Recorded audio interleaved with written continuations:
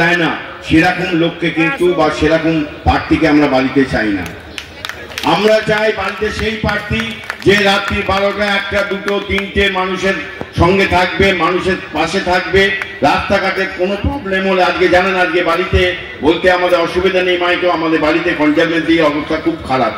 সেইখানে দাঁড়িয়ে সেখানে যদি আমরা যদি নেতৃত্ব বা কোনো কর্মী যদি আমাদের ফোন করে সেটা যদি না তুলি, সেটা মনে হয় আমাদের কাছে অপরাধ।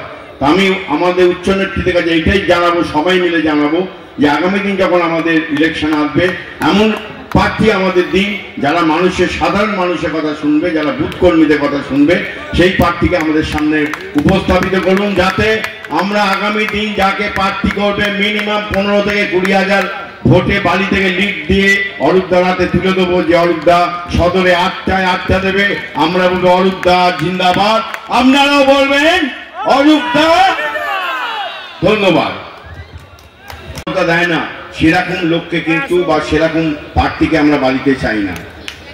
আমরা চাই বাড়িতে সেই প্রার্থী যে রাত্রি 12টা 1টা 2টো 3টে মানুষের সঙ্গে থাকবে, মানুষের পাশে থাকবে। রাস্তাঘাটে কোনো প্রবলেম হলে, আজকে জানেন আজকে বাড়িতে বলতে আমাদের অসুবিধা নেই, মাইকেও আমাদের বাড়িতে কনজারভেন্সি অবস্থা খুব খারাপ। সেইখানে দাঁড়িয়ে সেখানে যদি আমরা যদি নেতৃত্ব বা কোনো কর্মী যদি আমাদের ফোন করে সেটা যদি না তুলি, সেটা মনে হয় আমাদের কাছে অপরাধ।